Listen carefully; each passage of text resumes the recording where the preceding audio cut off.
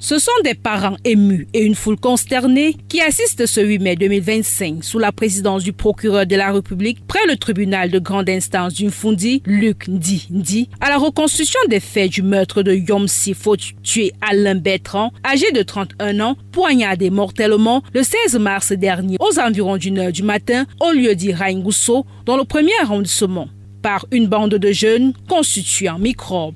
Des gens d'une extrême violence qui, après lui avoir asséné des coups, des gifles, ont arraché son téléphone et ses numéraires. Lorsqu'ils l'ont délesté de ses effets, l'un des malfrats a traîné en arrière.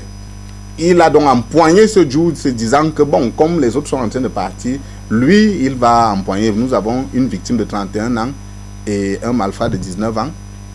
Le nommé Jude Binelli, le malfrat, a sorti son couteau et l'a poignardé avec violence. Très rapidement, il s'est vidé de son sang et il est mort.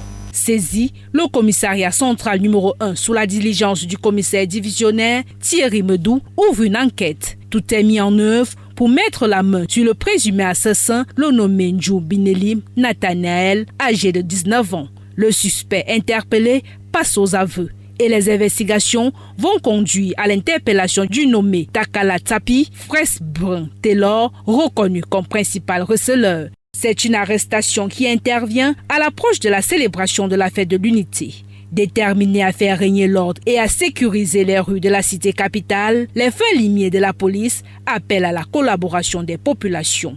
En exécution des instructions du délégué général, nous sommes déterminés à nettoyer et nous avons besoin de la collaboration des habitants des différents quartiers de Yaoundé. Parce que c'est la base, c'est une œuvre commune. Nous ne pouvons rien produire comme résultat si nous n'avons pas l'appui et la collaboration des populations.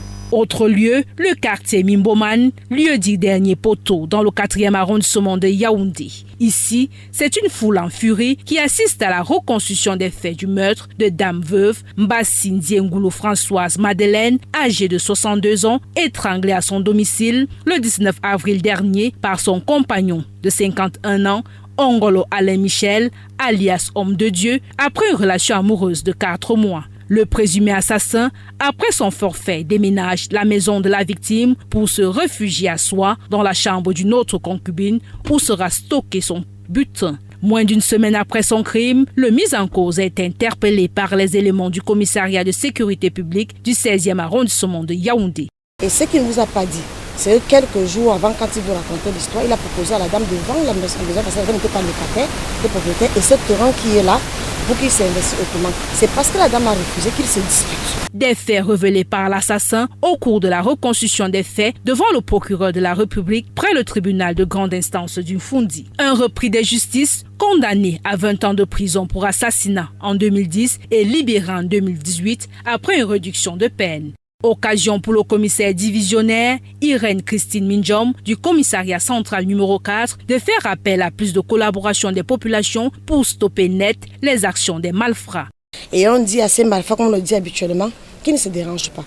Le chef de corps-veille, il donne les moyens qu'il faut pour qu'on les poursuive.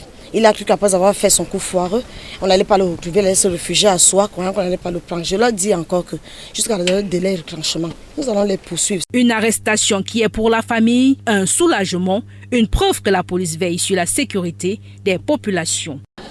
Nous tenons vraiment à remercier cette police qui a été très très efficace. Et nous avons retrouvé l'assassin au bout de 3 jours, sous l'impulsion du commissaire du 16e du commissariat de Mimboman.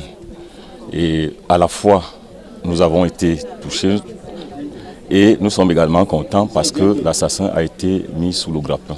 Pour faire face à ces actes criminels, vigilance et collaboration restent les maîtres mots de la police.